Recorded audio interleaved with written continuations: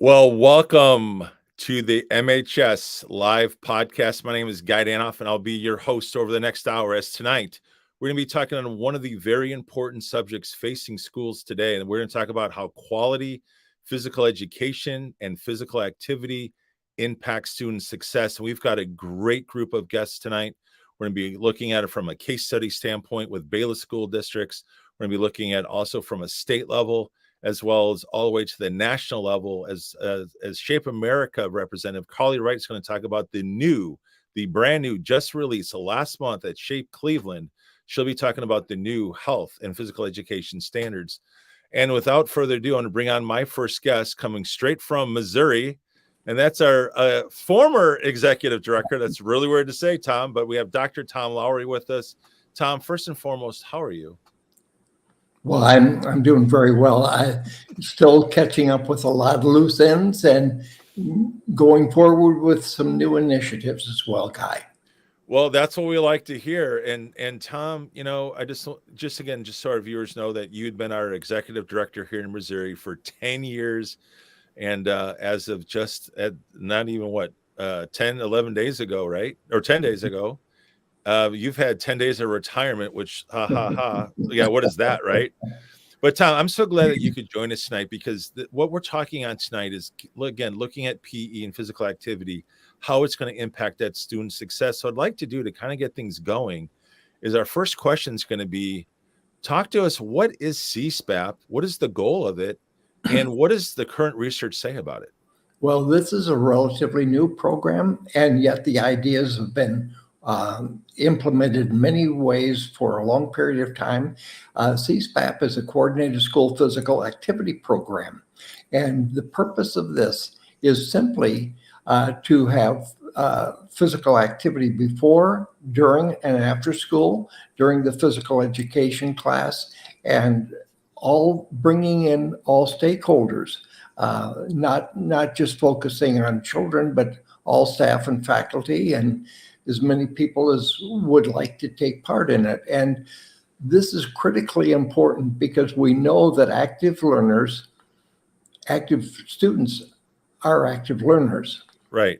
John Rady brought this out many years ago in his work on brain research in the Naperville Central High School, and specifically how physical activity promotes neurogenesis, the growth of new brain cells and the strengthening of the connections with the neurons.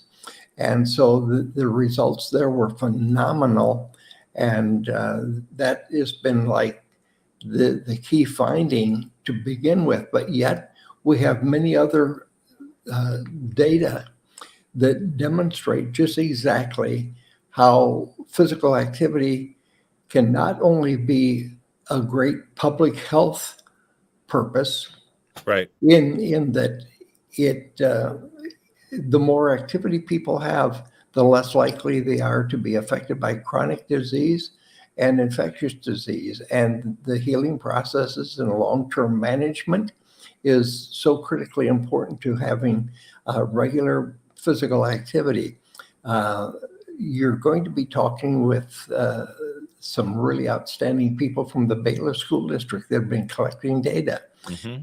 Laura Beckman, during a program in Ferguson Florissant School District from 2006 to 2010, we collected mountains of information that showed the effect of physical activity before, during, and after, including staff wellness. In the Hip Hop for Health program that we had going on in Ferguson, I mean, we had almost more faculty members turning out than students. And so we are focusing on all members of the school community. And when we do this, physical activity, we know, is not only a preventive, but also a curative form of exercise. But I will defer the comments about the Bayless School District because Andrew and his team there have done a magnificent job and are leading the way with it right now. But one of the people that we had involved in a program a year and a half ago now was from Jury Elementary School in Hazelwood. And they found that when students were involved in the CSPAP program, that the behavioral referrals for discipline went down from 26 in the first month of the school year to 4 in the Right. last month. So this is something that Jimmy Hale and Laura Beckman, Kim Goforth, and I were a part of yesterday with the Missouri State School Board meeting. And this was a powerful meeting, and I'm still trying to process everything, because my takeaway in discussing this with Laura after the meeting was that now we're in a position to really have important ears listening to what we're doing. Because one of the presentations at the board meeting yesterday was on mental health. Well, we know the role of physical activity in preventing and modifying some of the factors with mental health. And in my view, this opened the door for greater discussions with the Missouri State Board of Education in looking at more support for health education, physical education, programs like this that impact everyone. And the 5 tenets of the physical activity program, CSPAP, when they're implemented, the districts see immediate benefit from that. So this is something that's a readily available resource. And all you have to do is Google CSPAP, and it'll come up with CDC with a great amount of information through CDC Healthy Schools, as you have on the screen right now. And the Missouri Healthy Schools have been at the forefront of putting out the information and the data supporting the results of this. Absolutely. And just to go through that really quickly for all our viewers, I have 2 things for you. Number one, if you want to ask a question, and if you're watching this on the Missouri Healthy Schools YouTube channel, you can type in a comment and we'll get it and we can put it on the broadcast live in real time. If you're watching us on Twitter, though, you'll not be able to do that. But if you go over to Missouri Healthy Schools YouTube and you want to make a comment or you'd like to ask a question, feel free to do so at any time during the podcast, because we'd love to hear your questions. With that, Tom, so I'll go through really quickly the 5 components of what we see there. Number one, it starts with quality physical education. That is the foundation. That has to be. Right, it has to be. Number 2 is the physical activity before and after school. And we're going to hear some of that coming up in literally just a few minutes with our friends at Bayless. Also, physical activity during school. We've got some folks that address that. There's also another really interesting piece. That is the family and community engagement piece, which also will be discussed on multiple levels. Then lastly, a very important one, this actually piggybacks off of kind of what our last podcast was last month, and that is looking at staff involvement and how, we can be involved in the staff involvement, which obviously can get into then what you're looking at, your different types of activities for staff being involved as well. So that is basically those 5 components. And Tom, I'm going to bring you back on. What I'm going to do now is shift, and we're going to bring on our friends from Bayless. So I just want to say thanks for coming on. I'll bring you back in just a few minutes. All right. Absolutely. Thank you, Guy. All right. Thanks. All right. So let's go ahead now and bring on our friends. We'll start with Andrew Mertens. Andrew, it's always great having you certainly on our channel. We've had you on for years. I think now we're going on our 5th year, I think, something like that, right? Yeah, I believe so. But thank you for having me. I appreciate it. Yeah. So Andrew, tell everyone what you do at Bayless. Absolutely. So I am the Bayless Junior High Assistant Principal, but I'm also the District Wellness Coordinator for Bayless School District. Okay. And then I'll let you introduce Jenny, who's on your team. Here we go. Let's bring on Jenny. So this is Miss Jenny Worth. She is one of our PE and health education teachers at Bayless Junior High. She also coaches and does a myriad of things for our building to keep it running smoothly and provide opportunities for our students and for our staff. Thank you. Welcome, Jenny. And then, of course, there's Kelly. She's obviously new to MHS, but hey, Kelly, you're here. We can't wait to hear from you. Thank you. Glad to be on here, Guy. I'm probably one of the older ones of the podcast, but I'm one of the rookies being on the podcast. But I was a prior coach, and now I am the district activities director at Bayless School District. All right. So without further ado, let's just dive in. Here's our question. So this will be to the group I just went through the 5 components of CSPAP, and this could be individually for you because you do have all different roles as obviously with what I just read on the components. So the question I have would be, and Andrew, we'll start with you. Which one did you decide to focus on the most and why? So, as the district wellness coordinator, inherently, I think I'm going to be focusing on everything because of the number of different stakeholders that we have that come to our district wellness meetings and contribute, and obviously have their voice. So, what I'm actually going to do is I'm going to punt to them, and then I'm going to wrap up after they go through here. Okay. Because I know they have very important things, and I don't want to steal their thunder. Thank you. All right, Jenny, we'll start with you then. Yeah, if I had to go with one area, it would obviously be physical activity during the school day. Right. And why? Because that's when I'm going to see the most kids. I'm going to be able to make the biggest impact when I see all the kids throughout the day. Okay, and then let's go ahead and shift then to Kelly. What's your focus? My focus, we're trying to extend that learning beyond the bell and work on after the bell rings, how to keep them busy, how to work on their health, their wellness, their mental health. So I came in for after the school bell. Okay. We'll go to our next question. This one I actually know quite a bit about because I know your history because I filmed your history. So here it is. So how did you guys all begin? What actions did you take? What changes were made? And obviously, I'm sure there were some barriers during that process. And how did you overcome them? And Andrew, we'll start with you on that bigger picture. Then we can drill down. So what I would say, the way we began was our relationship with Missouri Healthy Schools. And as we began our process of looking at what we were doing, where there were opportunities for growth, what were some strengths that we could capitalize and grow. And so once we started this process and we started, reflecting on all of these different things and what, where were our opportunities, and then also getting feedback from experts. We were getting tremendous support through the staff at Missouri Healthy Schools. We started growing our district wellness council. We started getting more and more stakeholders showing up. School board members were showing up. Our central office administration was showing up. We were getting representatives from the buildings. We were getting students there and getting all of these different voices here. We started building momentum. We started gaining momentum, and we were able to look at holistically across the district. Where are those, again, as I said, our opportunities? We started looking at physical education, and Jenny, obviously, as a member of our district wellness council, she shows up consistently and she always has great ideas. I'm going to steal a little bit of Jenny's stuff here, but I won't go in too deep. She got some great ideas from Dr. Lowry, who showed up and attended one of our meetings, and she started implementing data tracking within our PE our physical education program.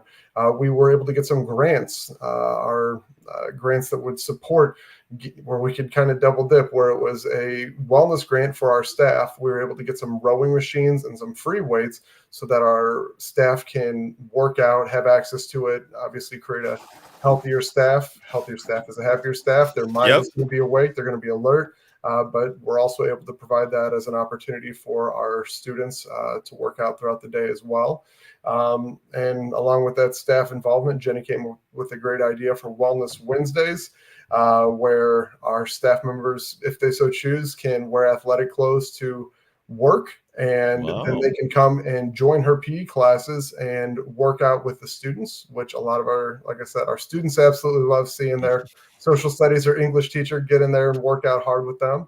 But then we've also, I can go into detail forever, but if you look at our JAG program, we've been able to make community engagement a big priority. We basically put a walking trail on the back part of, or a biking trail, whatever you prefer, on the back part of our property so that community members are able to get involved. And then with the work that we are doing with Kelly and what she's focusing on with our extracurriculars and our enrichment program. So with that, Jenny, let's throw the question to you now. Obviously, you can kind of shift a little bit, but again, what actions did you take based on, obviously, when you had these meetings? For me, I think it was just, I've been doing this for 17 years and just looking at my kids and am I making a difference? So I started just pulling bits and pieces of our fitness testing and our data and tracking that, and then presenting that at the wellness meeting. Dr. Mertens obviously gave me the idea to do that. And then we had Dr. Tom Lowry there and say, looking at that based on attendance and grades and the correlations, and obviously they're exactly what we thought they would be. So moving forward with that, getting more of the school involved. Obviously in the junior high, 6th, 7th, 8th grade, we are fitness testing 3 times a year. We're tracking that. We're seeing the improvement. We're tailoring our lessons based on what the kids need. We're trying to implement more fitness into the classes as much as possible. And just trying to do the best we can to trying to get those kids a variety of what they need. The great thing about this year is that with the add-on of our building, we've been able to free up a classroom and make it a little fitness room. So the kids are getting access to different things that they didn't have before, like suspension training and mini band workouts, and just things that they can hopefully take home or they can use in their life at some point, whether they join a gym or whether they can do exercise at home. Just trying to teach them as many things as possible so they can use that in their real life as well as school. Absolutely. And Kelly, so let's shift to you. Obviously, you got a big role because you're filling a new need, certainly for the school district. Exactly. I came in that 5th year of the school grant, and Ms. Ruzika hired me as a district activities director and saw a need for expanding what was happening in the after school hours. At the high school, we have approximately 19 activities and clubs, and give or take 18, 19 sports in the fall, winter, and spring. So that's a very busy building. We've added a couple new things this year, even at the high school level. But at the junior high, 2 years ago, we had 150 students try out for fall sports, which was boys soccer. I'm already in the spring. So boys soccer, it was girls volleyball, and we were able to keep 40. So there was 110 out of the 500 in the building, give or take, that we needed to find a way to keep them busy. So in that year, in that building, we tried to figure out what could we threw everything out there. We tried every intramural, started trying some enrichment, and things were kind of picking up, and we were just trying to figure out the right way to register and the right timing. And what is is it a 2-week session or 3-week session? So we started that in the junior high 2 years ago. Elementary always was busy before COVID, I'm told. This is my 4th full year there. They used to have intramurals, but then after COVID, it kind of went dormant. So as soon as we offered that, we trying to find what should we offer? We're trying to align the sports that maybe would be in the building. It'd be nice to have some people start playing volleyball before freshman year in high school. So giving them exposure. Is this a sport I want to try? So in the elementary, we came up with sessions that we threw out there, and they sell out. Once we decide to register, they sell out overnight. So we take about 30 per session, and we have 2 team coaches. We have 2 teachers coaching it. So that was the first year, was just kind of building the plane as we were going. Then this year, in my 2nd year, the 6th year, the 5th year after the grant, we trying to figure out how to make it better, how to make it sustainable beyond our time, and find the right timing. Sometimes I threw too much out there last year, but we were trying to see what the students liked. So this year, we've kind of got a better template, a better time frame. And then the last thing, barriers, we're just trying to get everybody involved. And I was a tennis player growing up. I play pickleball now, but I'm amazed at the people who have art talent and musical talent. And so we're actually trying to offer enrichment sessions when it's maybe not the best weather. And a couple of our teachers came to us with no bake cooking because we didn't have access to the ovens. And so that is in its 5th session starting next week. And the kids love it. And so we're trying to find things that are athletic and non-athletic. So the 2nd year, we're kind of refining things. So hopefully it just becomes part of the new normal at Bayless. That sounds great. So Kelly, why don't you kick us off and work through a few of these slides just so people can see kind of what you're talking about. I thought you guys did a nice job putting this together. Certainly make it a lot easier for our viewers to understand what you're talking about. So obviously this is the learning graph that is in conjunction with Missouri Healthy Schools. And with that, here we go. What are we looking at? Well, this was a great idea from our staff, and Dr. Mertens, we can speak a little bit more to the staff wellness, but it was our professional development day, January 2nd. And we were talking to our officer of curriculum instruction to figure out, we want to give our teachers a break from sitting at there and doing all the professional development. So we had two fitness instructors who are certified in each building, and they ran sessions about 20, 25 minutes each. And there were 3 sessions that the teachers could sign up for. It was a hit. We would like to do it again next year. We talked about, and actually instead of being separated, have every staff person that would want to join in one big gym with great music. So we hope to offer this again in the future, even on a bigger scale. Very cool. And then what are we looking at here? In the elementary and the junior high, like I said, the high school's pretty established with things. That doesn't mean we can't offer more, but our intramurals, we offered basketball, volleyball, racket sports, playground games, baseball, softball.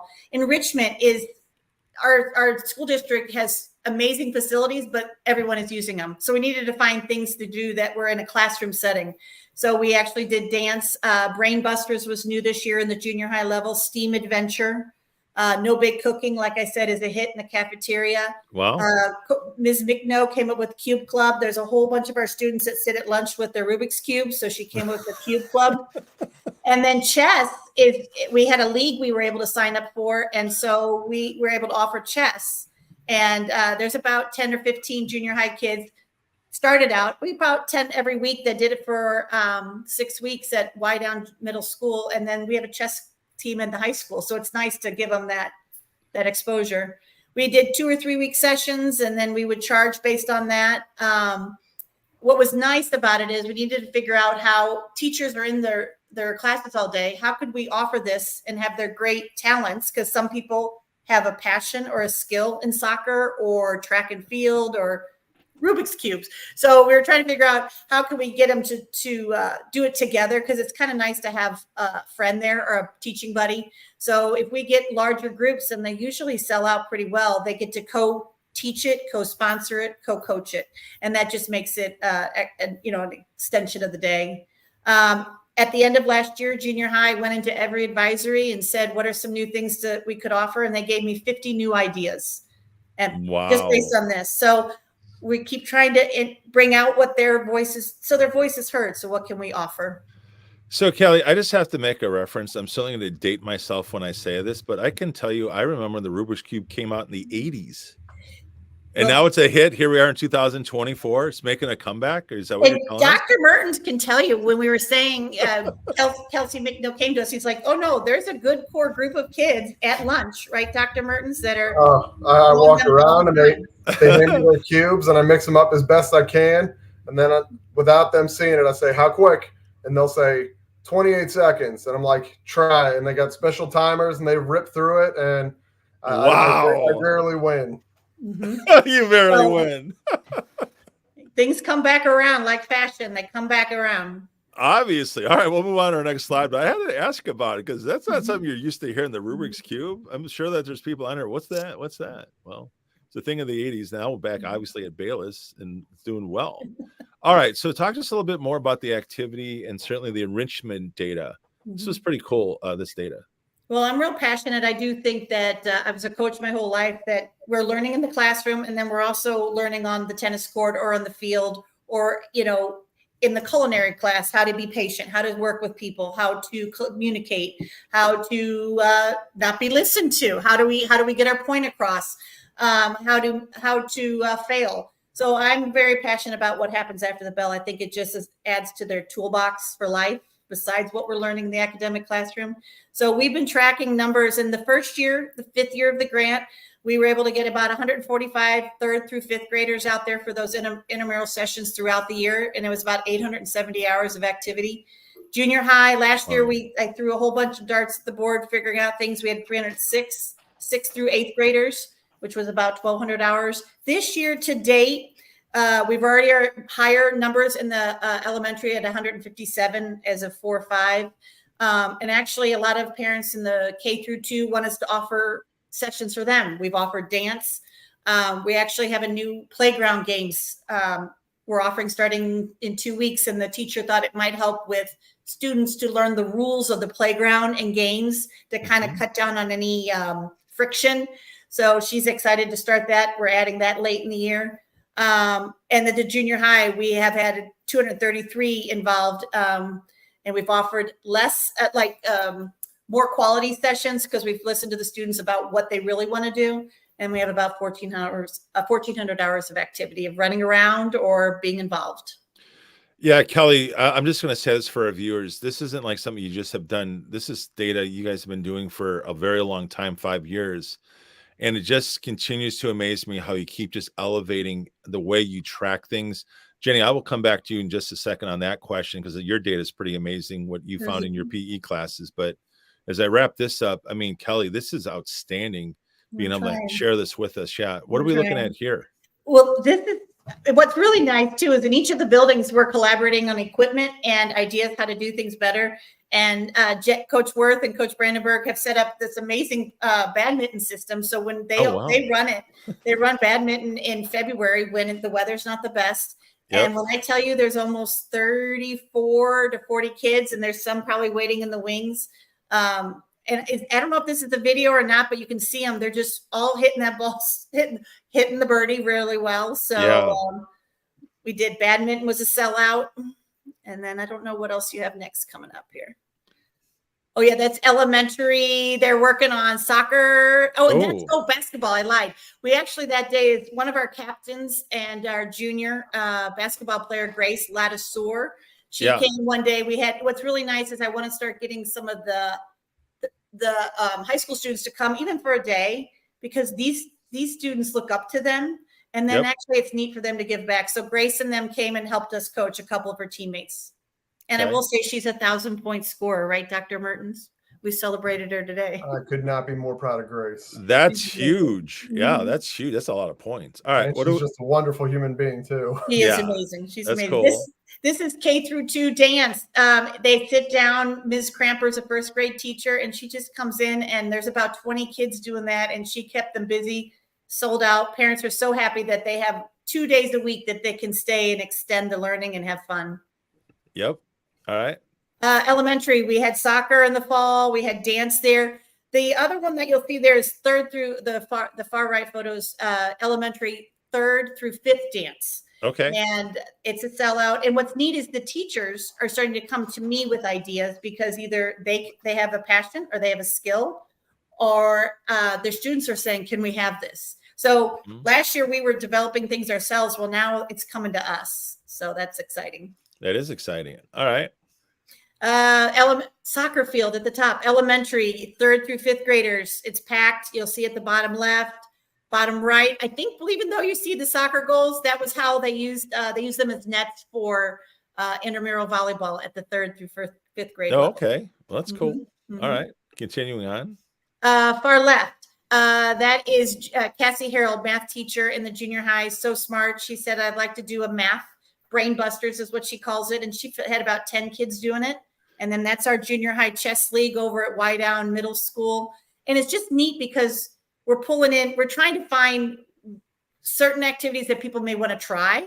Yeah. Or maybe they're not out there on the basketball court, but this is their thing. And so it's really kind of exciting to see them have their opportunity.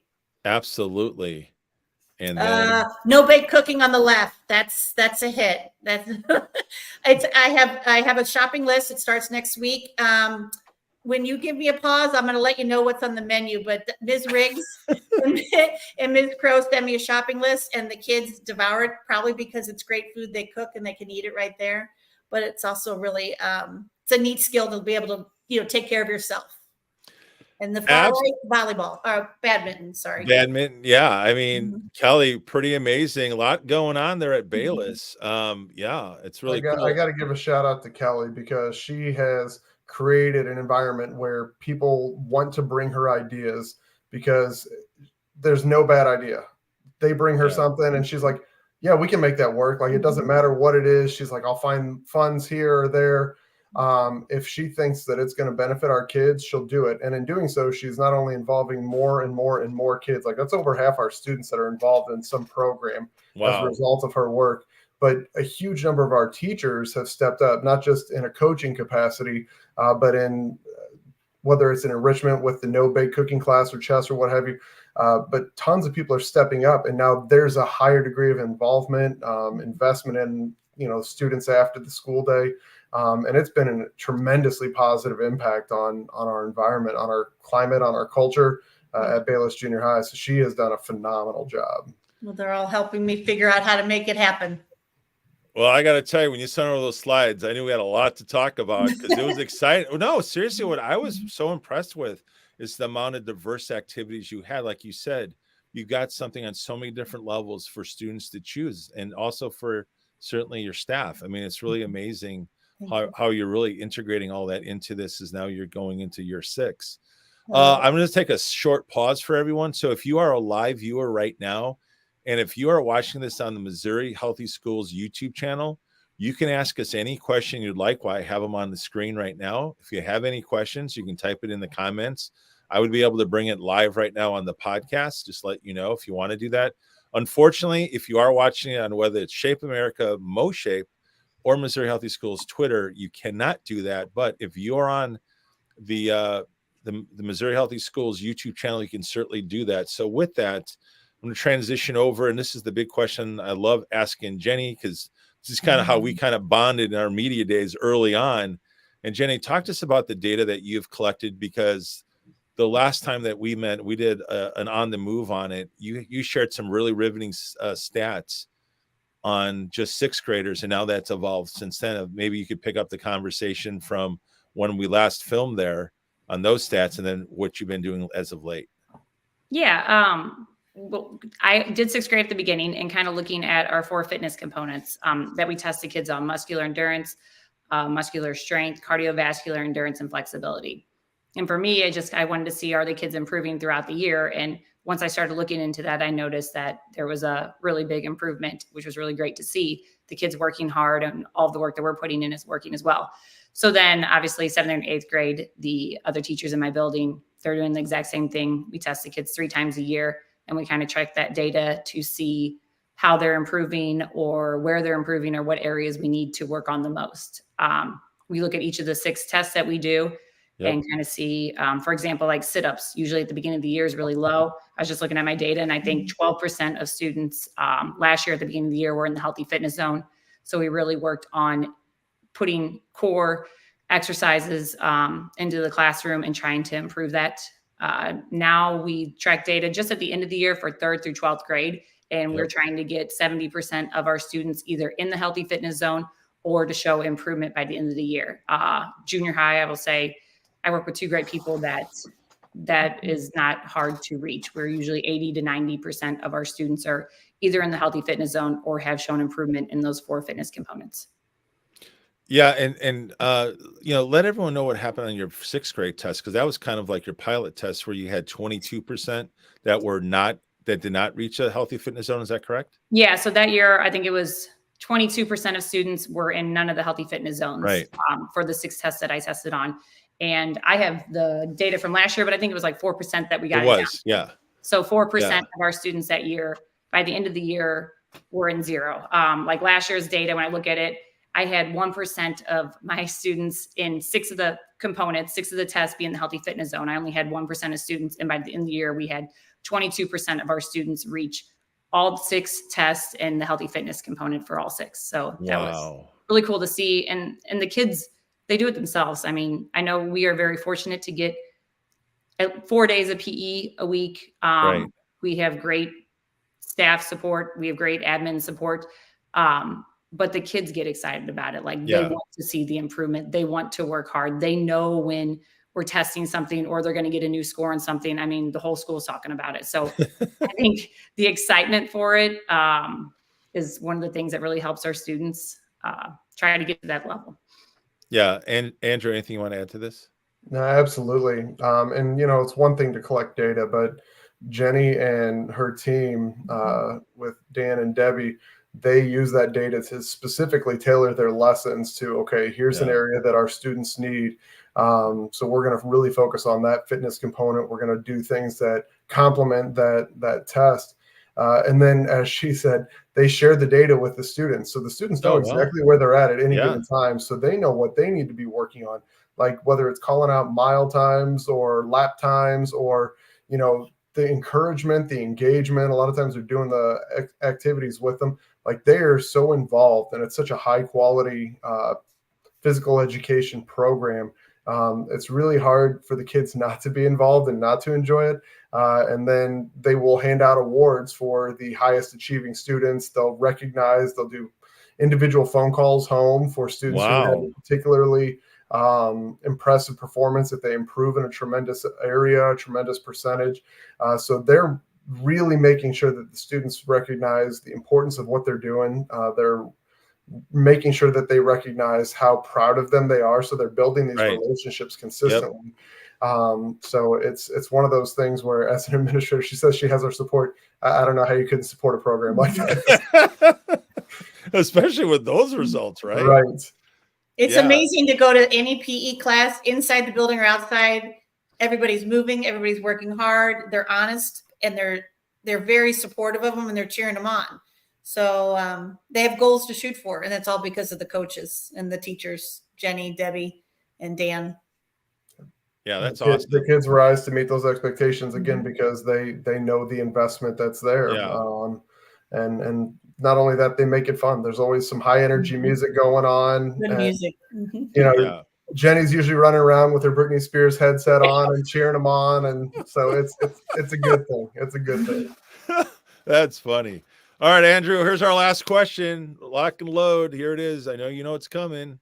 Let's talk about future goals or next steps. What does the Bayless, what's kind of going on behind the scenes, if you would? Maybe let us in those meetings that you're in, but what are you looking to do to seriously enhance your district and enhancing the implementation of all CSPAT components moving forward? Well, I think most of our success has come from continuing to refine what we do, but also keeping our ears open, our eyes open, and seeing, what are, as I said, the opportunities. If someone has a great idea, like a lot of our great ideas have come from other people, or it's just having discussions. Like Jenny, she'll come into my office maybe every week, every other week with, what do you think about this? And she'll have some idea. And then I'll say, you know what, like, we're preparing for MAP, and Jenny, being Jenny, she has a great idea for ways to get additional physical activity in for our students leading up to the MAP test, so that they have, that stimulation of their brain, they're awake, they're alert. And so she's always pitching these different ideas to me, and I don't think I've said no to any of them yet. She always thinks I think she's worried I'm going to. I don't know why. Yeah. But it really comes down to, our strength goes along with what Kelly's shirt says. Strong alone, unstoppable together. Yeah. We collaboratively, our success is a byproduct of all the work that so many great people are putting into it. And so it's just a matter of, if someone has an idea, like I said, with Kelly and what she's doing within the enrichment and intramurals, if there's a way that we can execute on this, that's what it is. It really comes down to the success and the efforts of the many people putting forth their time, talent, and treasure. Like, we are all grinding towards this together, because if it's good for students, why wouldn't we do it? Yeah, absolutely. And guys, what I'm doing, this is kind of special only because, he's actually, you've already referenced him a few times. I just want to bring in Dr. Lowry just really quick. And he just put something in our chat that I think is definitely worth saying. And Tom, I'm going to bring you on. And obviously this relationship has started well over 5 years ago, but there he is. Hey, Tom. So you want to share with, obviously, after hearing all this great news with Bayless, you want to kind of share what you just shared in the chat with me? Well, I was just fascinated what these three fabulous professionals have collected and shared.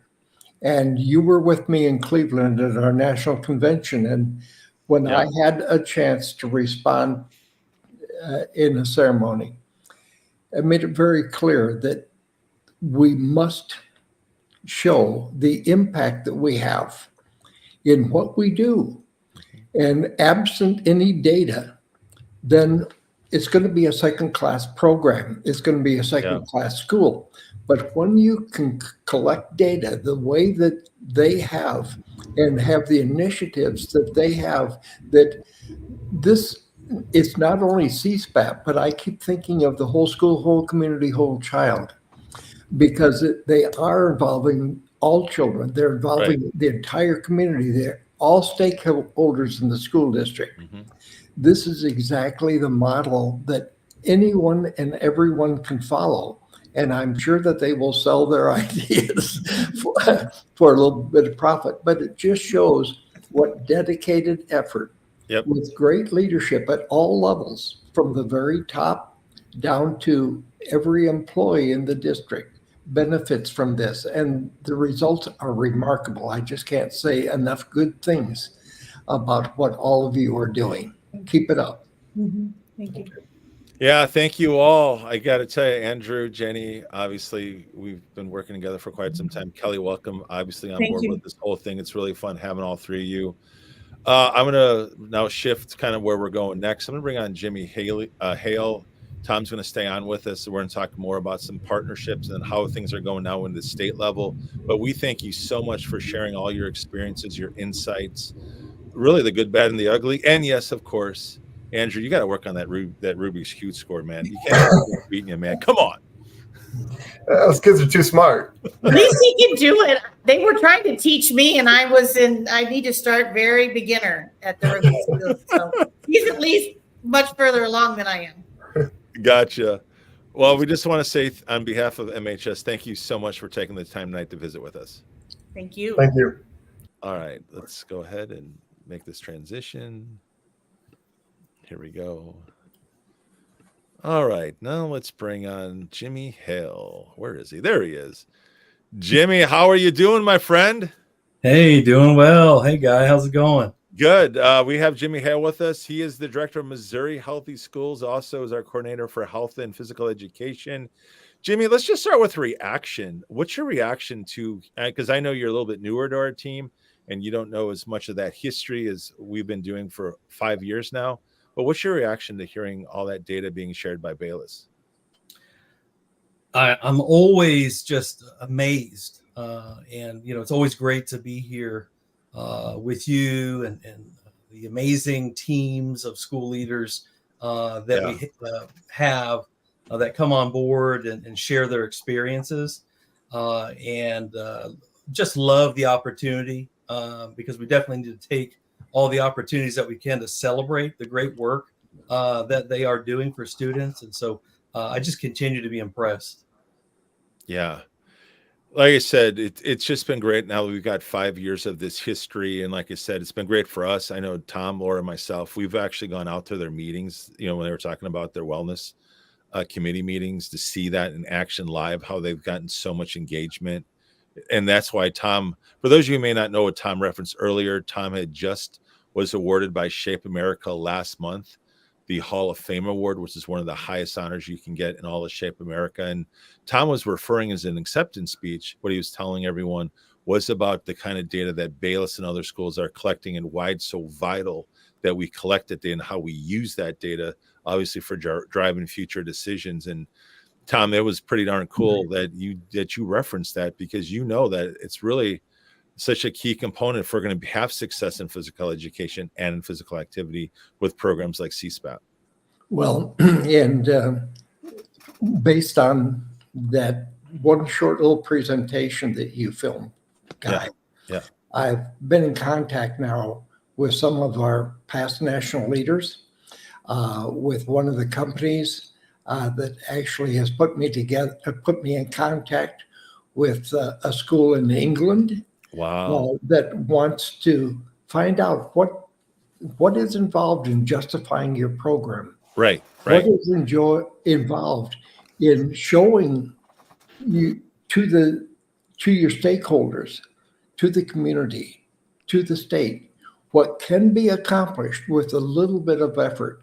And Jimmy and I were listening to a number of presentations at the Missouri School Board Association or Missouri State School Board meeting yesterday. Mm-hmm. And my wheels have been turning ever since because you see what Bayless has done. Yep. And what needs to be done to promote health, physical education, school wellness, CSPAP throughout the state. And there are opportunities for others to join in. And now we have to push this out. And hopefully this podcast will be seen by many leaders. Absolutely. So they can then build on what has been done in a number of districts over the past 20 years. And the connections that I'm getting with some of our former national leaders and their response to this was really spot on. We have to demonstrate impact. And what you saw happen in Bayless was fortuitous. We had a meeting with their assistant superintendent maybe 7 or 8, 9 years ago. And we just simply raised the question very easily to dawn. With your school improvement plan, do you Right. have at least one health enhancing goal? Yep. No.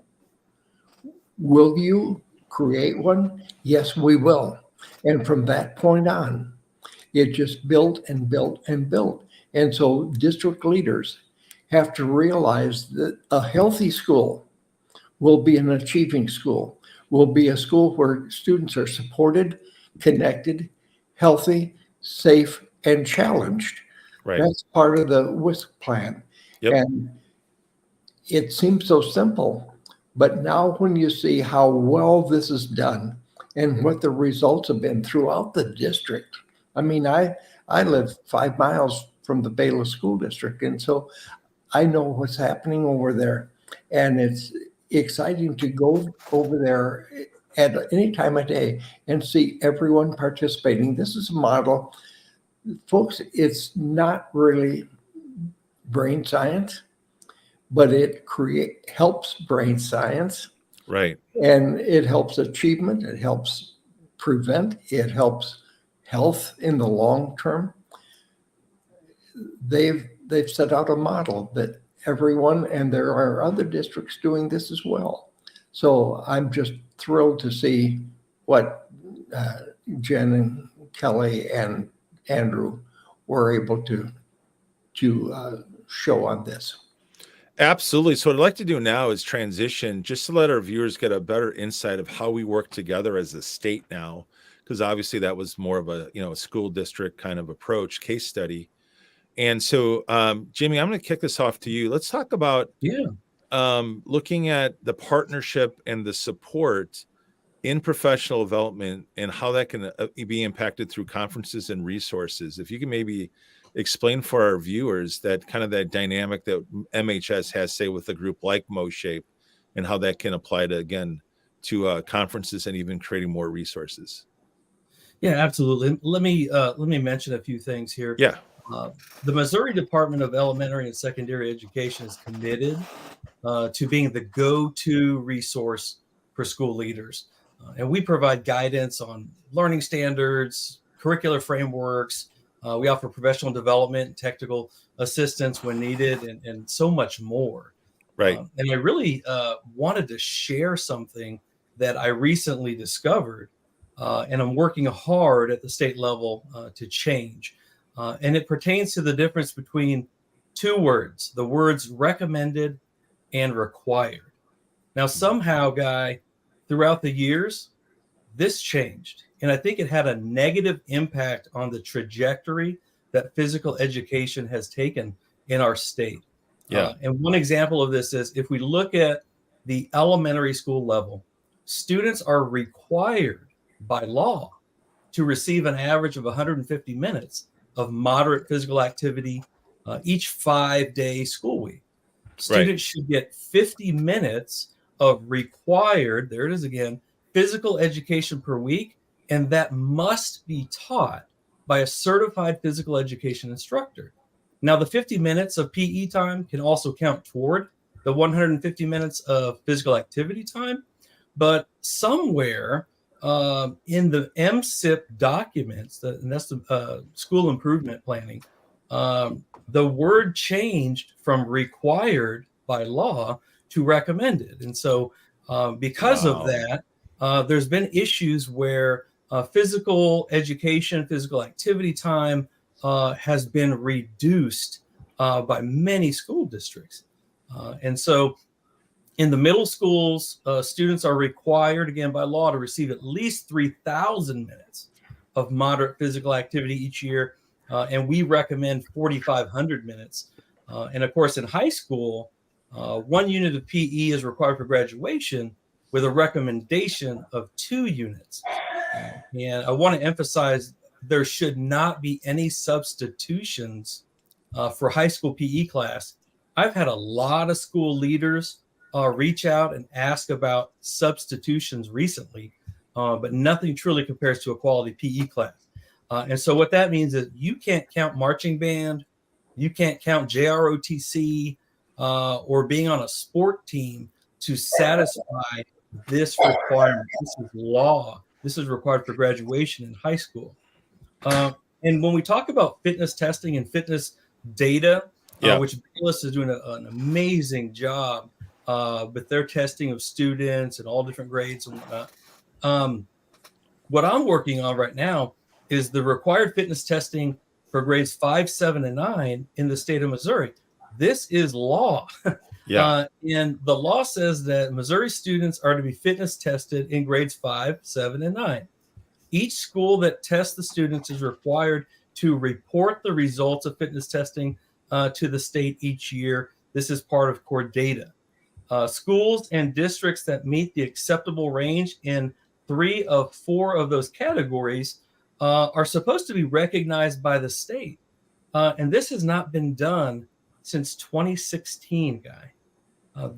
We have not recognized schools and school districts for meeting the standards in 8 years. And so I'm working hard to change that.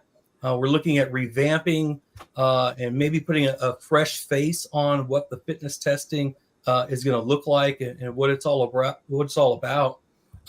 Because those schools and their students should be getting the recognition that they deserve. We should be celebrating those accomplishments and definitely informing stakeholders of that success. So I'm definitely excited for the positive changes that are coming here at the state level. That is exciting. I'm glad that you shared that. Again, to think back, 2016, that's just, we know that it's not going to get the job done. So I do appreciate that you bringing that up. So Jimmy, connect the dots for us. Then how does that work with, say, our relationship with MHS, the Missouri for Society of Health and Physical Education, or physical educators? At the end of the day, we are all striving to reach the same goal. Yep. We want to help our students to be as healthy as possible. And of course, I've got to mention the Missouri Healthy Schools website. Easy bring it back up for you. There you go. Yeah. There it is, mohealthyschools.com.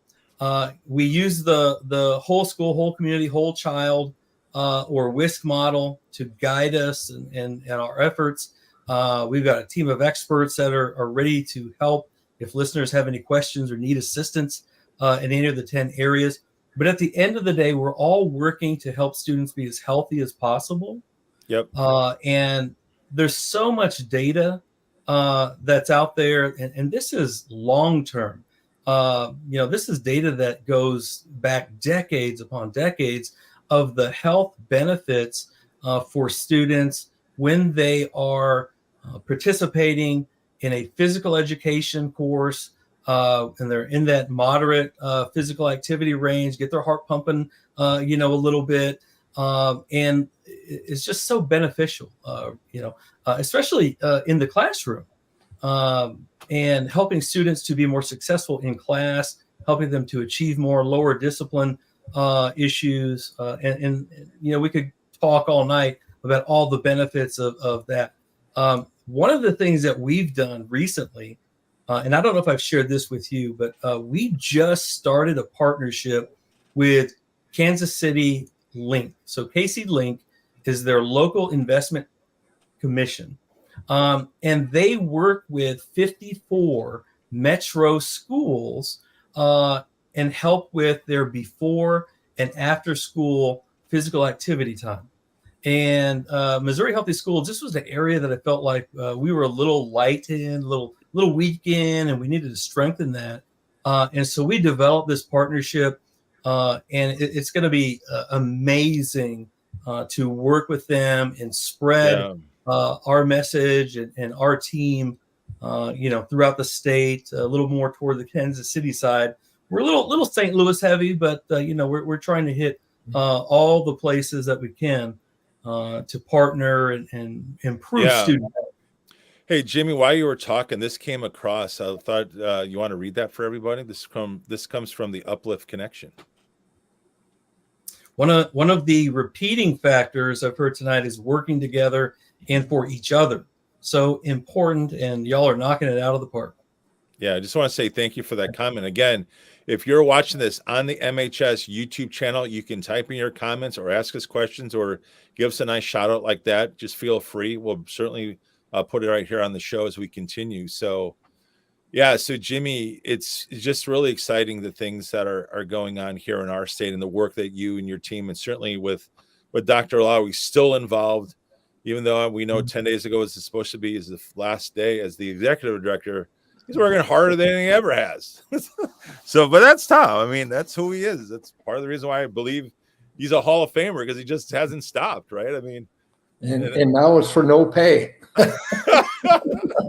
Yeah, exactly. So with that, Jimmy, is there anything you want to say as we bring on our next guest? Because I think it's really, really important to now let everyone know that what our national organization is doing with the national health and PE standards. Anything you want to say as we bring on Miss Carly Wright?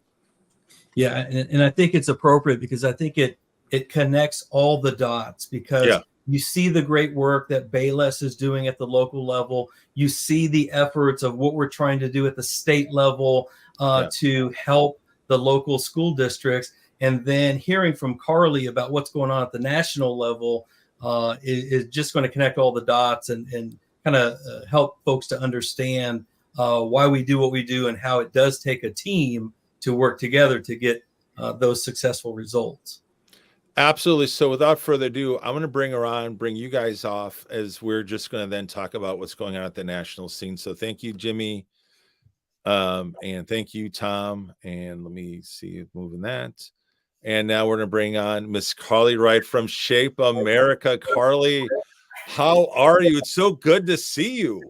It's good to see you too, Guy. I feel like it's been too long already since Shape Cleveland, so happy to see you. Yeah, absolutely. We know in your world there's been a lot going on, because this last month at Shape Cleveland, if you were there, you witnessed firsthand the launch of the Shape America National Health and Physical Education Standards. And Carly, what's it been like in your position, as you know, you guys had spent 3 to 4 years on putting these things together, and just kind of what's the buzz been like, since convention, even now with here we are like just under a month out from the convention? Yeah. Such an exciting time, right? I mean, such an exciting time for our health and physical education community. It was so exciting. I mean, you could feel the energy if you were there in Cleveland, how excited the community was. The feedback has been fantastic. And I think, we've just been so excited to see the field really embrace these new standards. No surprise, I think, because it was so important for us throughout that whole 3-year process to engage the community, right? And to have the buy-in, the public comment and review, to engage experts, look at the research and all of that, to bring us to that momentous occasion of being able to release the standards. Yeah, and I put this up for your convenience if you want to speak to this, because this is right on the Shape America site. So you want to let people know what they're looking at? Absolutely. So this is our brand new National Standards microsite that's available on the Shape America website, where you can find all things national standards related. So for the National Physical Education Standards and the National Health Education Standards, both of them have a great presence here on our website and lots of resources available to you, no matter if you are a health and physical educator, administrator, and a parent as well, to be able to access more resources, context, and information about these new national standards, why they're so important, and all kinds of great implementation resources to help folks be able to transition from the previous version of standards to our new version of standards. So with that, Carly, it brings me up to my first question. Here we go. So what are the national health and PE standards, and why were they so important strategically? I asked you this in Cleveland. I'll ask it right now for our viewers' sake. But why was it so strategically important to Shape America to launch both? I mean, just one in of itself is a major overhaul. You all decided to say, we're going to tackle both. We're going to have 2 separate committees and teams. And it was really amazing to think that you could pull off in over a 3 to 4 year period, literally launching on the exact same day Yeah. both standards. So could you speak to that process a little bit? Why it was so strategically important for you, Shape America, to do this? Absolutely. Yeah. Yeah. Well, Guy, first you talk about, what are the standards? Why are they so important? And I think with that, we have to start with reminding all of us that physical education, health education are academic subjects, right? Yep. And so they have academic standards that help us to, really ensure that there's consistency and quality in our health and physical education programs across the country, right? And so these standards really help us to outline those broad overarching goals on what a student should know, what they should be able to understand and be able to do over the course of their academic journey through both physical education and health education. Yep. And so, these standards really help us to then set that framework for curriculum to then be developed, right? Including those unit plans and lesson plans. And then that's what guides instruction, which then of course leads us to student engagement and outcomes. So standards is really where we have to start. And that, helps to set that framework then as we work with states like Missouri, as they work to then adopt state standards that work best, again, for Missouri schools and Missouri students. Having that guidance at the national level is really important for all of our states as they work to implement them at the state and local level. And then you talked about, how exciting it was to do this at the same time. I mean, what a monumental effort to take on, right? Yep. But we thought it was incredibly important. This is the first ever time we've been able to release them in tandem. How cool. But we did feel like that was really important. This was, like you said, this 3-year process involved all this research, engaging the community. One thing I think we're really proud about with the release is that both sets of our standards have also been endorsed by the American Federation of Teachers. Wow. Our nation's second largest teachers union, 1.7 million members. And they are, excited to partner with us to share these with the world. We know health education, physical education are independent content areas, but they're so related. We know so many of our teachers are tasked with teaching both subject areas. And so we had this opportunity in front of us where both of them needed to be revised. We were able to secure copyright of the health education standards. And so we had that opportunity to develop that important synergy between these two sets of standards. And I think that's what you'll really see both with the content as well as the structure of the standards. So we're super excited. Absolutely. And Carly, one of the things that I was blessed, again, I was with you all for Shape Cleveland and covering some of the media on this. But what I found interesting when I was filming some of the sessions, I thought was awesome idea. I think you had 8 to 10 of them on different aspects. But one of the ones that really stuck out to me that really resonated with the health and PE teachers was this question. If you could go, what are the major differences between the old and the new standards? Because while there wasn't maybe a ton, but the ones that you did make were significant. And to your point, the acceptance of it by everyone that was in those rooms that I was attending, I'm filming it.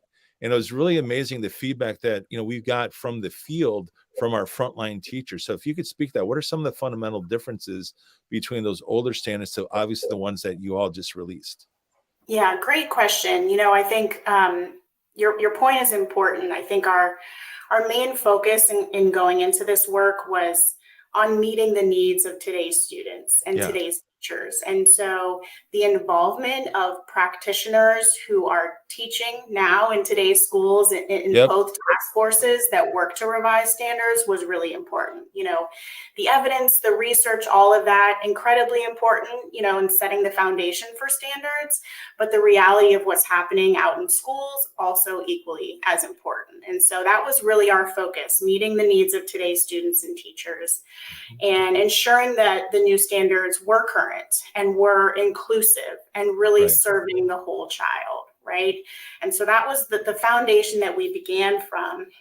Starting with physical education, we are shifting from 5 standards to 4 standards. So that's one sort of key change that really pops out at you when you look at the new standards. So the new standards are now organized by learning domains. So we have the standards for psychomotor, cognitive, affective, and then newly added this time around, the social domain. So you'll see that shift. Additionally, once you go down from the standards level, we are shifting from grade level outcomes to grade span learning indicators. So no longer those grade level outcomes for every single grade. They're now being grouped in grade span. So we have a pre-K through 2 grade span, a 3 through 5 grade span, 6 through 8, and 9 through 12. And I know there's been a lot of discussion about this one, but I can promise you there's really important research behind why this shift was so important. You know, we know that motor skill development is not necessarily dependent on age, but it's dependent on a student's opportunity to practice those skills and the amount of instruction that they're receiving, right? The encouragement they're receiving, all of that. And so, you know, yes, you now see the indicators written in that way where there are those multiple grade levels and different stages of development. To really help teachers with this change, we have created a new tier, which encompasses learning progressions. So it'll help teachers to really understand those grade span learning indicators at a deeper level. So we're excited about that shift. We're also moving from physical literacy to now talking about the physical literacy journey, right? Yes. Yeah. There's not this sort of end point of physical literacy. It's not something you achieve and check that box. We wanted to, you know, encapsulate that this really is that lifelong journey. And it is more of a holistic approach, you know, that students will go through this physical literacy journey through their physical education experience, but beyond that, through their entire lifetime. And so that shift really focuses on that approach. I think probably the most important change on the physical education side is this shift towards more of a student-centered approach. And you really see that come through in Standard 4, especially, where students have the opportunity to reflect on their physical education experience, to do some goal setting, and to really give students more of that voice and choice and autonomy to explore a variety of different physical activities, so that ideally their physical education experience becomes more meaningful to them personally. Right. And so, going back to meeting the needs of today's student, that student-centered approach really comes through quite strongly in the new physical education standards. On the health education side, still looking at 8 standards. Standard 1 still focusing on the functional health information, and then standards 2 through 8 focusing more on those skills within health education. So, we're really doubling down and continuing to move in that direction of the importance of skills-based health education. You do see a few shifts in the language within the standards, the rationale, and the indicators in health education. There's a shift from a focus on just personal health behaviors to more of a focus on overall health and well-being, which is also inclusive of mental health, which, again, speaking to today's students and how important the interaction and the relationship between physical health and mental health rises to, a important level within the new standards. Also, helping students to really understand their own health as it relates to the world around them. We know there are so many systems that we live within that impact our own personal health, that impact our family's health, our community health, right? And so, we're bringing that in within the new standards, how students can learn to support the well-being of others, and how, again, their community and those systems within, which they live, how they also, do impact their health. A number of other new concepts that you'll see throughout the health education standards, including things like managing chronic conditions, boundaries and consent.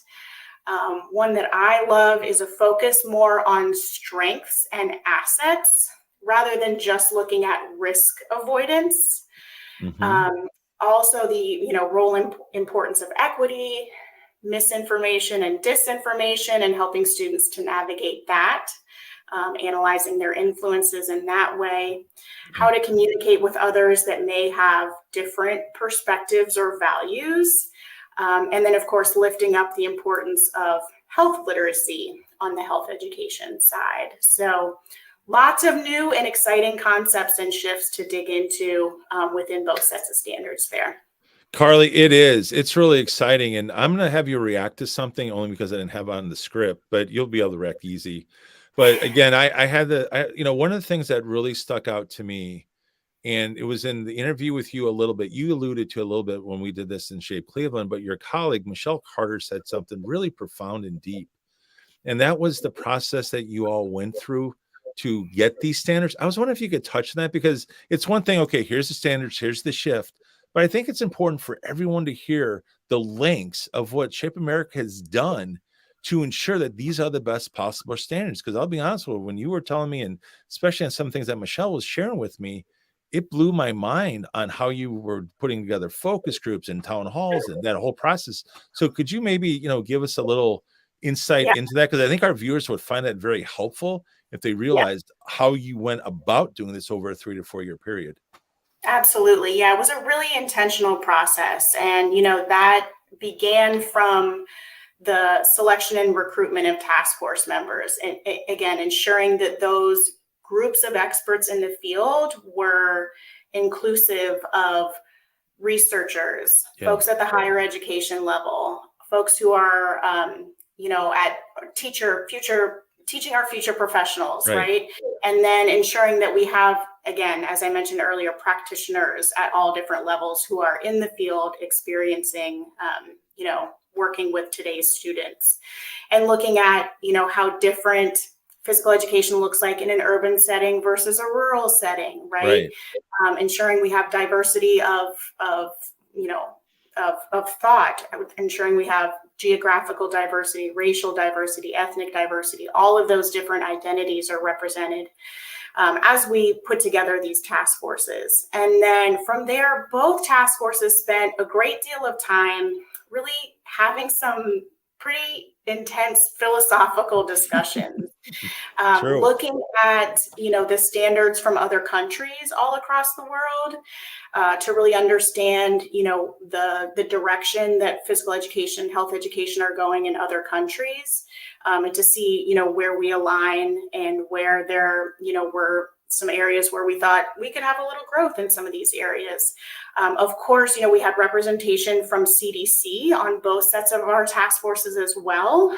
So ensuring that we had the latest research, surveillance data, all of that available to us as well.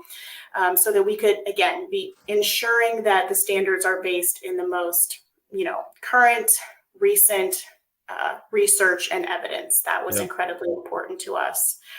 From there, student voice was another thing that both task forces felt were incredibly important in this process. So we did take time to hear from students about what was important to them in their health education and physical education experience. What did they value? What brought them joy in both of these content areas? So we spent some time talking to students and trying to understand, how these subject areas did or didn't resonate or have value to them. Right. And then, yes, we had a number of opportunities to really deeply engage with our community and with the field, to hear from them through virtual town halls, through in-person town halls at Shape NOLA, Shape Seattle, and then with our release now in Shape Cleveland. And then, of course, multiple rounds of public comment and review. And then, as you mentioned as well, some targeted focus groups with different stakeholder groups. So folks who are at the administrator level, folks who are at the state and district level, and then also folks who had deep expertise in certain areas like social emotional learning, or we added pre-K, for example, this time around for physical education. So we wanted to make sure we had that early childhood expertise represented well. Yeah. Motor development, of course, ensuring that equity, diversity, and inclusion, another area where we brought in focus groups of experts in those different areas to make sure we were covering all of our bases. Yeah. And again, being as intentional throughout the entire process as possible. So it was a busy 3 years, believe it or not. Oh, I can only imagine. But like I said, just from a media standpoint, when I was looking at what are some of the storylines, that one just jumped out at me. I was like, it's one thing you've got the standards, here's the shifts, here's the differences, but the extent, the amount of detail and forethought and planning that went into creating them, to me it was a storyline. You know, and I know we're working on a video right now to kind of put that out on these standards, in the next few weeks. But I just want to say thank you, Carly, for sharing that. And of course, now my favorite question, my last question, here we go. What resources has Shape America now made available for anyone who is looking to review and now adopt these national standards? Yeah, great question. And I mean, I think this is, like you're alluding to, one of the most important ones because, we can't just release these standards in a vacuum. We want to make sure that they're implemented and that teachers have the resources they need to do so, that state departments of education have the resources that they need, district level curriculum supervisors, all of that. I'd be remiss if I didn't also mention how important partnerships have been in this work, as well. We've worked with a lot of different organizations in the education space, in the public health space, and then within the health and PE space as well. And we know those partnerships will be incredibly important as we continue this rollout, see adoption across states, see implementation in schools. And so, your first stop is absolutely the Shape America website to be able to download the educator kits. So there are, shout out to my Shape America colleagues who did a beautiful job in designing a National Physical Education Standards Educator Kit and a National Health Education Standards Educator Kit.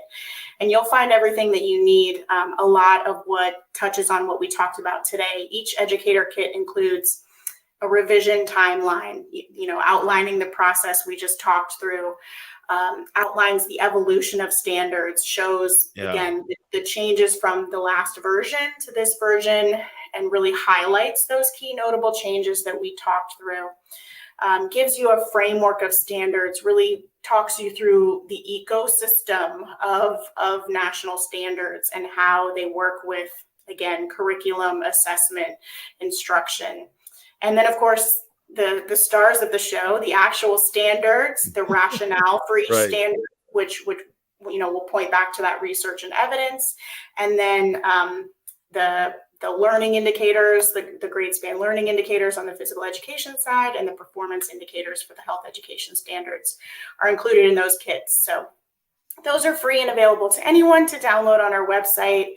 Highly encourage that to be your first stop. We have some exciting things coming very, very soon as well. We have Standards 101 webinars that are being recorded as we speak that are sort of hot off the presses based on presentations that were delivered in Shape Cleveland. We have those folks who weren't able to maybe join us in Cleveland, be able to still, like you said, there were a wealth of amazing sessions happening there. And so we want to spread the good word to everybody. And so those 101 webinars will be available during National Physical Education and Sport Week, which is May 1 through 7. So those are coming soon and will be free and available on the website. We also have webinar series that are going to be launched, one on each standard. So we'll have a PE series of 4 webinars, health education series of 8 webinars that would be available for purchase with professional development hour certificates and all of that available later in May. I'd also be remiss if I didn't plug our Shape America Summer Institute, which is coming, Yeah. which will really be all focused on new standards and how they relate to, teaching today's students. And so that's really where we hope to bring back together some of our influential folks in the field at both the state and district level. Yep. As they prepare for back to school and start adopting these on the state and local level. So we will have a state adoption toolkit available this summer. Our Summer Institute is in Minneapolis, July 29th and 30th. And that adoption toolkit will be available at that time. We're also looking to put together some crosswalks to, again, help folks really understand on a micro level the changes between the previous version of standards, the new standards, and also, which I'm really excited about, a crosswalk between the health education, physical education standards. So for the teacher who does have to teach both content areas, this Right. crosswalk will help do that and will really bring the two content areas together to provide you with that guide that you need to be able to teach both content areas. So also, again, a wealth of sessions and workshops available at our Summer Institute. We will be training a brand new set of trainers who will then go out into the field to deliver the brand new standards workshops that we launched in Cleveland to the world. So that'll be, those workshops will be available to districts and states to start booking for back to school, to be able to train teachers. Other professional learning experiences will be coming for back to school, as well as practical resources. So we're looking at a suite of new standards-based lesson plans, as well as printables. We know that those are really important and exciting for back to school as you're creating your posters for your gymnasiums, your bulletin boards, all of that around the new standards. We'll have some really cool printables, as well as our student-friendly posters, which have always been big hits about helping students understand the national standards in that student-facing language. So gosh, that's just kind of scratching the surface there, but lots to come.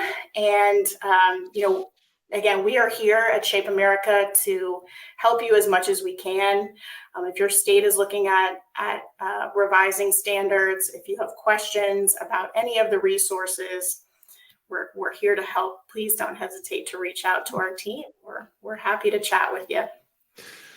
Oh, we know you are, Carly. You and your team have done an amazing job. I'm still buzzing from a month ago. Seriously, Right. there was just so much that was launched, but everything has been very systematic, well thought out, and Thank you. just understanding the stakes and what's what's involved and how this is going to impact our future, our kids, our teachers, our administrators. There was so much going on in Shape Cleveland. That was just a kicking off point. Now, obviously, a lot of the real heavy lifting is now happening going into the fall, as you talked about, certainly with also the summer program that's going to happen. And I'll plug it one more time. All the things that Carly talked about, go right there. There's your source. I'll even bring it to you this way. There you go. Again, that's what it looks like when you click on it. Boom, right there. You can see it. They got the national standards. It's right there. Everything you need is just sitting right there at your fingertips. Carly, seriously, you and the marketing team, if I will just say it right now, I'm going to use my term in social media. I mean, come on. It's a big old mic drop for me on that. So yeah, right? Yeah, it's just really amazing, all that. So what I'm going to do now, Carly, first and foremost, is thanks again for being on with us. And I'm going to bring everyone back, as I often do on our, when we're wrapping up the show. We got Jenny there. We got Kelly. We got Jimmy, Andrew, and of course the Hall of Famer himself. I'm sure that's not going to get old for me saying that. The Hall of Famer, Dr. Lowry. Tom, you know what? I can safely say this of anyone that is on the podcast live right now. What is your reaction as you've been in this profession, 62 years of service? Tom, what's your reaction to all that Shape America is doing and continues to do, specifically to the national health and PE standards?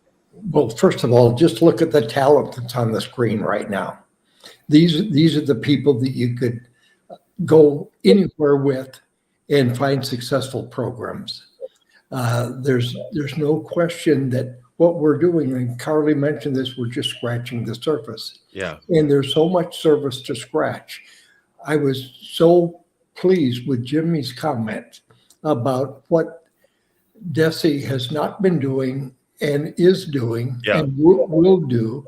I have so much confidence in his leadership and the quiet but deep way that he goes about with that.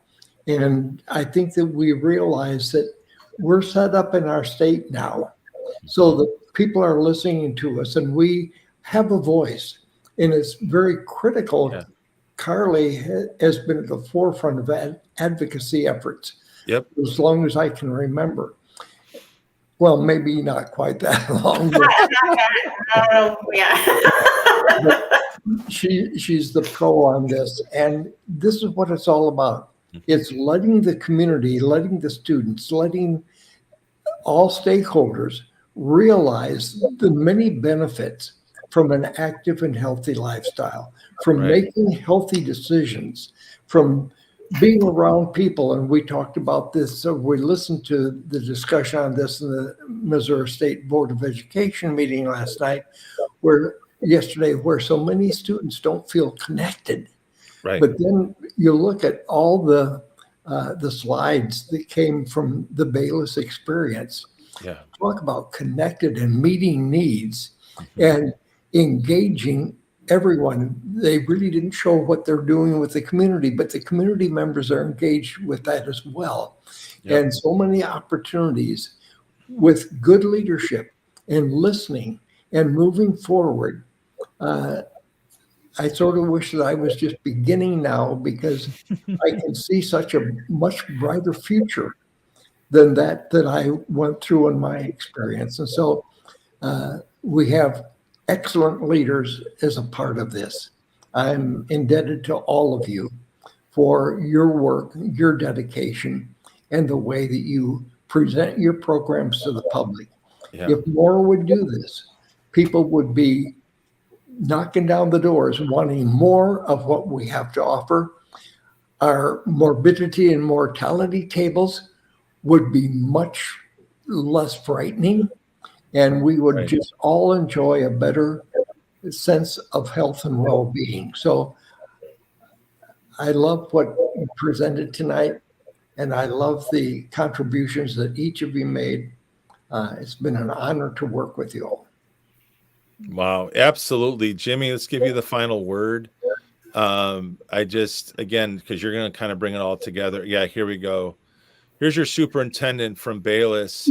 Amy says, so proud of our Bayless team. Absolutely, Amy, come on. Absolutely. I know Amy's always just been such a huge supporter of certainly her staff, everything they do at Bayless as the superintendent. Certainly has been a great friend of this program from both Missouri Healthy School side as well as the MoShape side. And of course, Amy's watching, as you would expect. And Amy, just want to say that we just miss you. We wish actually you were on live with us, because we're so used to that, with all the podcasts and all the filming we've done there with you and Andrew through the years. And just want to say always thanks for your support of what we're doing here in Missouri and helping lead and guide through this process. So with that, Jimmy, you kind of want to wrap up the show, because again, bringing it back home to Missouri and how we can, interface with groups like MoShape and especially Shape America at the national level. Yeah, for sure. I think the work that we do is definitely, this is a marathon. It's not a sprint. Yeah. And so we want that longevity. We want to change people's hearts and minds and them to value physical education and physical activity, not just in school, but out of school and then throughout their lifetimes. But I hope that people see that there are people that are passionate about this work.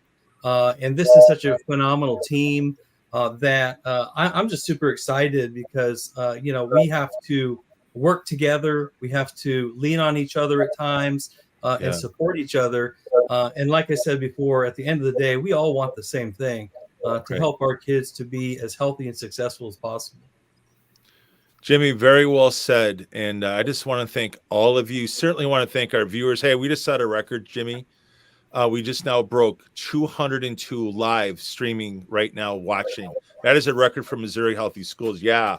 Thank you guys so much for tuning in tonight. I can't watch the replay. On average, we see somewhere between 3 and 4 times that. And obviously, Carly, Joy, and I will be looking at it very carefully. We also streamed on 4 channels. This is a rare thing for us to do, where we are on Missouri Healthy Schools, on MoShape, and yes, Shape America's channels all simultaneously.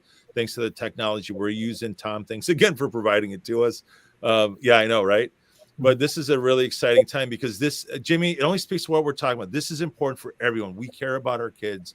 We want them to have better opportunities now than ever before. And again, this is just and Carly, I'll just quote you, we're just scratching the surface, and you are correct. But together, we can make this thing happen. So just want to thank you, Carly, for being on, Jenny, Kelly, Andrew, the Hall of Famer. I like saying that, by the way, the Hall of Famer, Tom Lowry, and Jimmy. I mean, seriously, we just want to thank you, the viewers. And all we would ask is please retweet this or just take that link and get it to your friends, get it to your colleagues, get this message out, because we're going to be continuing to do these kinds of things as this is part of what we do here in Missouri with Missouri Healthy Schools. So we want to thank you all for watching tonight's broadcast. And again, if you have any questions, again, I'll throw it up really quickly. If you need resources, first and foremost, you can go to Mo Healthy Schools. Jimmy talked about it, in his segment. We have a plethora of resources there. And then Carly, of course, Carly shared a lot of good information.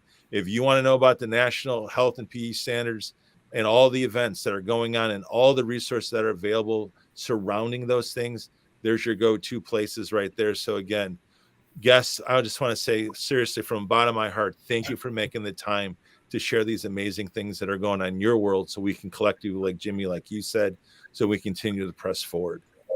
And for those of you that are watching, we just want to thank you for tuning in and taking time to hear what we have to say to try to better this profession. And with that, we're just going to say good night. Thank you.